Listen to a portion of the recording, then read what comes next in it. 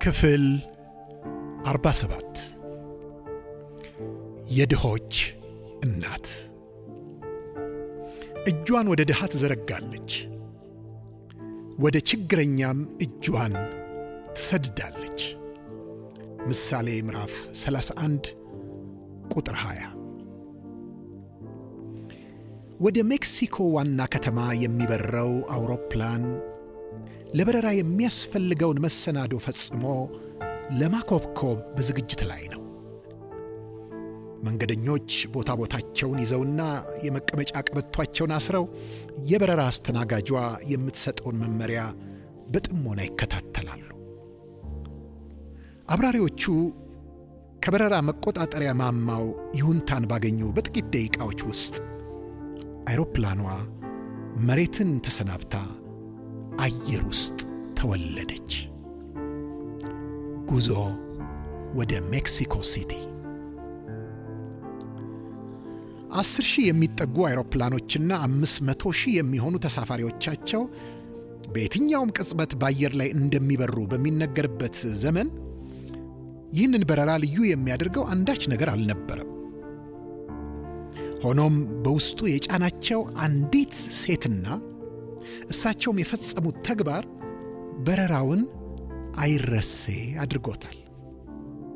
ለመሆኑ እኚህ ሴት ማን ናቸው? ምንስ አደረጉ? እኚህ ሴት በቀድሞው ዩጎዝላቪያ አሁን የመቄዶንያ ሪፐብሊክ ዋና ከተማ በሆነችው ስኮፒያ ነሐሴ 26 1910 ዓመተ ምህረት ከአንድ ተራ ቤተሰብ የተወለዱ ናቸው። በተወለዱ ጥቂት ቀናት ውስጥ በካቶሊክ ቤተ ክርስቲያን ሥርዓት ሲጠመቁ አግነስ ጎንግዚቦ ጃክሲሁ የሚል መጠሪያ ስም ተሰጣቸው። በ12 ዓመታቸው በሚማሩበት የክርስቲያን ትምህርት ቤት በተዘጋጀ ጉዞ ላይ ሕይወታቸውን ለጌታ ሰጡ።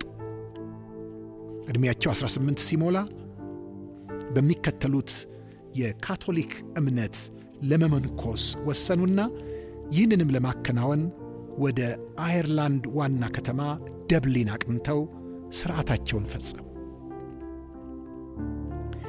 እኚህ ሴት የጂኦግራፊና የታሪክ መምህርት ሆነው ወደ ህንድ በማቅናት በርካታ ድሆች በሚኖርበት የካልካታ መንደር በልጃገረዶች ትምህርት ቤት ውስጥ ማስተማር ጀመሩ።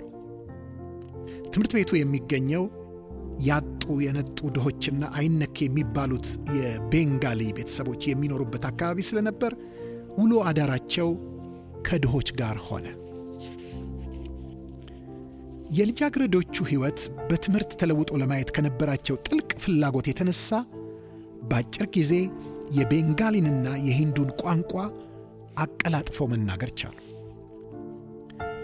ከዓመታት የማስተማርና የርዕሰ መምህርነት ሥራ በኋላ እሳቸው ከምንኩስናቸው ቀጥሎ ሁለተኛ ጥሪ የሚሉት ድሆችን የመሰብሰብ የተጣሉትን የማንሳትና በደዌ የሚማቅቁትን የማስታመም ጥሪ ከጌታ ተቀብለው የእርዳታ ሥራቸውን ተያያዙ። ይህ ጥረታቸው ፍሬ አፍርቶ በዓለም ከ100 በሚበልጡ አገሮች 4,000 የበጎ አድራጎት ማዕከላትን ለመክፈት በቁ። በተግባራቸው የዓለም ሕዝቦችን፣ የሃይማኖት መሪዎችን፣ ርዕሳነ ብሔራትን አስደመሙ። ፍቅር በሰጣቸው ሥልጣን በነገሥታት ፊት ተከበሩ። የዓለም የኖቤልን የሰላም ሽልማት ተቀበሉ። ሆኖም በፈቃዳቸው ከምድር ድሆች እንደ አንዷ ሆነው ኖሩ። እኚህ ሴት ማዘር ቴሬዛ ይባላሉ። ይህንንም በረራ ልዩ ያደረገው የእሳቸው በአይሮፕላን ውስጥ መሳፈር ነው። አይሮፕላኑ የአየር ልኩን ይዞ አስተናጋጆች ለተሳፋሪዎች ምግብ ማቅረብ ሲጀምሩ አስተናጋጇን ጠርተው ይህ ምግብ ስንት ያወጣል በማለት ያልተለመደ ጥያቄ አቀረቡላት። የበረራ አስተናጋጇም አብረዋት ካሉ ሠራተኞች ጋር ከመከረች በኋላ 10 የአሜሪካን ዶላር በማለት መለሰችላቸው። እንግዲያስ ገንዘቡ ይሰጠኝና ድሆችን እመግብበታለሁ አሏት። ወዲያው አጠገባቸው ተቀምጦ የነበረ ሰው እኔም እሳቸውን መከተል እፈልጋለሁ፣ ስለዚህ ምግቤ በገንዘብ ተለውጦ በእሳቸው በኩል ለድሆች ይሰጥልኝ አለ። ወሬው በአይሮፕላኑ ውስጥ ተሰማና ተሳፋሪው ሁሉ ምግቡን እየመለሰ ገንዘቡ ለእሳቸው እንዲሰጥ ወሰነ።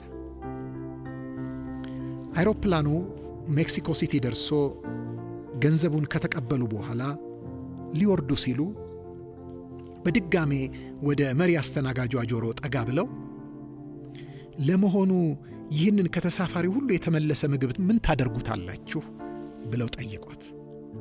አስተናጋጇም በቁርጠኝነት የአይሮፕላኑ ሕግ ስለሚያስገድደን እንደፋዋለን በማለት መለሰችላቸው።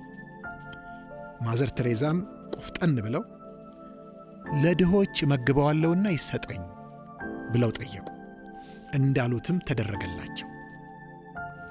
ሜክሲኮ ሲቲ ለሚያገኟቸው ድሆች ገንዘብና ትኩስ ምግብ ስለሰነቁ እየተደሰቱ መንገዳቸውን ሄዱ። የኚህን እናት ተግባር ስናነብ እኛ ዛሬ በዙሪያችን ያሉ ድሆችን እንዴት እንደምናይ ከሚሞግተን እውነት ጋር ፊት ለፊት መፋጠጣችን የማይቀር ነው። እግዚአብሔር በሰጠን ጤና፣ ዕውቀት፣ ኃይልና ብርታት ያካበትነውን ሀብት ማብቂያ ለሌለው የሥጋችን ምኞትና የቅንጦት ሱስ እናውለዋለን ወይስ በዙሪያችን ያሉትን ድሆች እናስባለን? የድሆች ነገር ዛሬ የእምነታችን እውነተኝነት የሚፈተንበት፣ ነገ በሚመጣው ዓለም ደግሞ ዘላለማችን የሚወሰንበት ጉዳይ መሆኑን እንድናስተውል እግዚአብሔር ልቦና ይስጠን። እንጸልይ። ጌታ ሆይ ቃልህ ስለ ድሆች ለሚናገረው ተገቢ ትኩረት አልሰጠው። ይልቅ የራሴን በረከት ሳሳድድ ኖሬያለሁ። ሳይኖረኝ በመጎምጀት ሲኖረኝ በመሰሰት አንተን በድያለሁ። አሁን ይቅር እንድትለኝ እለምንሃለሁ። ከዛሬ ጀምሮ ድሆችን እንድወድ፣ ከሰጠኸኝ እንዳካፍል፣ ሌሎች እየተራቡና እየታረዙ እኔ በቅንጦት ከመኖር እንድቆጠብ እርዳኝ። አሜን።